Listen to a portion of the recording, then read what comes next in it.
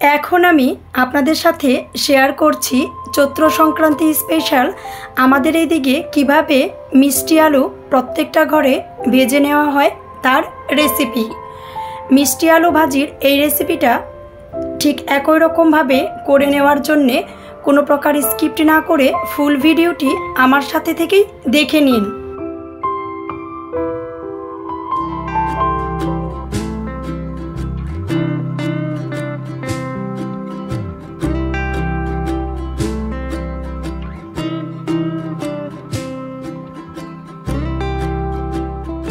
Chaitra Sankranti special আলু ভাজির এই রেসিপিটা করে নেওয়ার জন্যে প্যান গরম হয়ে গেলে দিয়ে নিচ্ছি সরিষার তেল। আমি বেশিরভাগ রান্নাগুলো সরিষার তেল দিয়েই করে থাকি, এর জন্যে সরিষার তেল নিয়েছি। আপনি ইচ্ছা করলে সয়াবিন তেলও ব্যবহার করতে পারেন।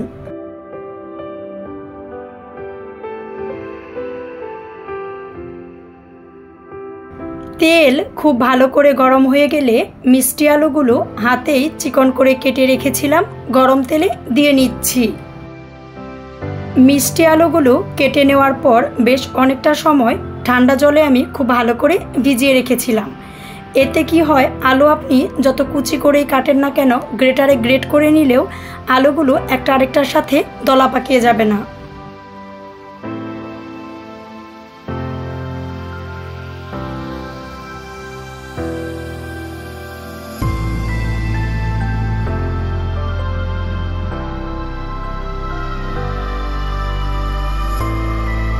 টেস্ট অনুযায়ী দিয়ে নিয়েছি লবণ।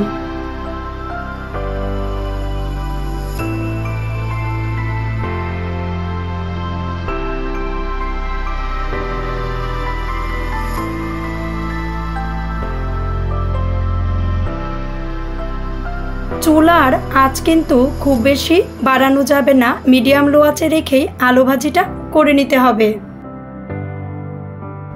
অল্প পরিমাণে দিয়ে দিয়েছি হলুদের গুঁড়া।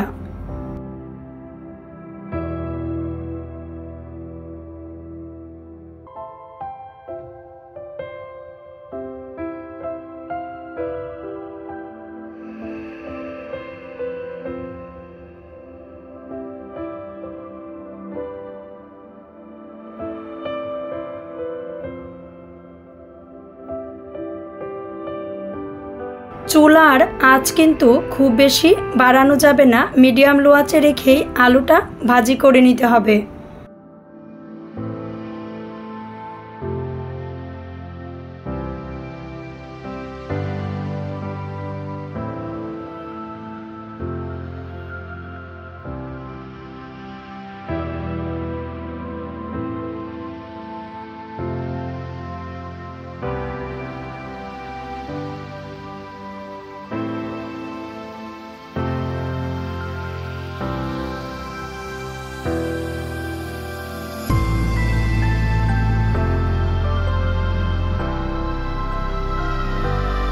বেশ অনেকটা সময় নিয়ে মিষ্টি আলুগুলো ভেজে নিতে যখন ঠিক এমন একটা অবস্থায় চলে এসেছে, তখন কিন্তু চুলার আঁচ আরও বেশ কিছুটা কমিয়ে নিয়ে আমি খুব ভালো করে ভাজি করে নিচ্ছি।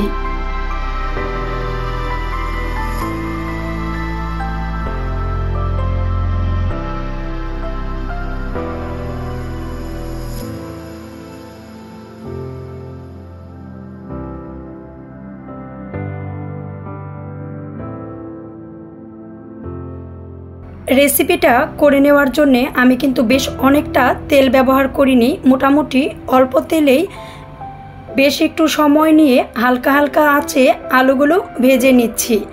আলুগুলো কিন্তু খুব ভালো মুচমুচে হবে। ঠিক এরকমভাবে অল্প তেলে আর অল্প আঁচেও মুচমুচে করে আলুগুলো খুব সুস্বাদু করে ভেজে নেওয়া যায়।